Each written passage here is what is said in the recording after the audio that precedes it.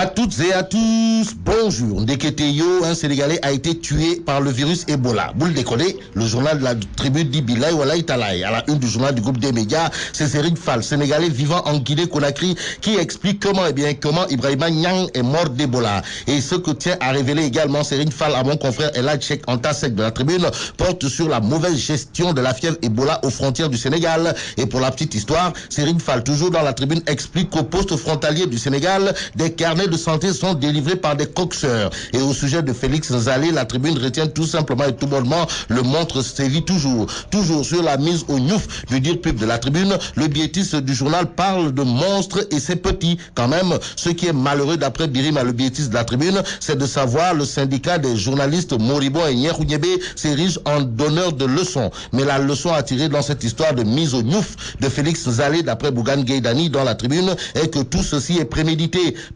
parce que le placement en mandat de dépôt de Félix Zalé a été annoncé avant même que le procureur ne se prononce sur l'affaire, annoncé par qui? Khana, par RFM, écrit Ahmed Bachir Diaye de la tribune dans le journal. Le big boss du groupe des médias, Bougane Gueye Dany, retient et fait retenir qu'en vérité des vérités, c'est le groupe des médias qui dérange. En effet, voilà plus d'un mois que les comptes du groupe des médias sont bloqués, dixit Bougane Gueye Dany. Cette convocation de Félix Zalé n'est pas un début, car le groupe des médias est intimidé et menacé de toutes parts parce que nos dirigeants nous prennent pour des ennemis et vont se liguer avec les rivaux du groupe des médias, d'après Bougane Gueye Dany dans la tribune. Restons avec le journal du groupe des médias qui nous apprend également que la génération sentinelle pour la République de Ousmane Diaye exige la libération de Félix Zalé. En tout cas, pour Ousmane Diaye de la génération sentinelle pour la République dans la tribune, il faut retenir que les enjeux sont ailleurs et le délit n'est pas établi. Ce qui est établi, d'après le populaire, porte sur la décision de la Cour d'appel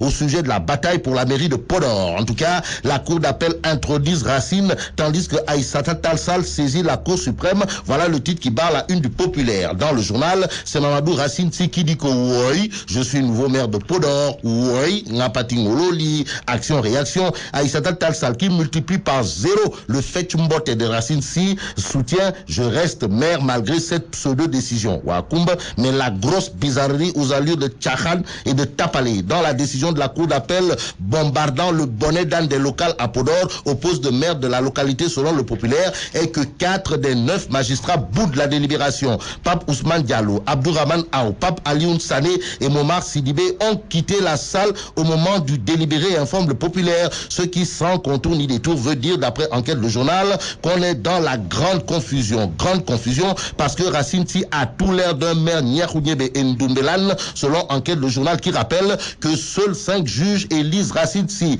Quant aux 4 autres juges, ils se sont tout simplement et tout bonnement rébellés parce que renchéris cette fois Sud Quotidien, ils ont refusé catégoriquement d'associer leur nom à cette forfaiture faisant de Racine Sy maire de Podor. Aïssata Tall Sall, toujours dans Sud Quotidien, dit billahi, wallahi, watallahi, c'est une forfaiture et un hold-up orchestré par Taïfour Diop. Taïfour Diop, selon toujours Aïssata Tall Sall dans l'As Quotidien, doit être extirpé comme un virus, un djangoro de notre système judiciaire. Et pour Maître Massorna Kane, toujours dans l'As Quotidien, c'est un sinistre individu. En tout cas, la tribune est formelle. Aïssata Tall Sall résiste au Fokoti. Et en réalité des réalités, c'est Macky Sall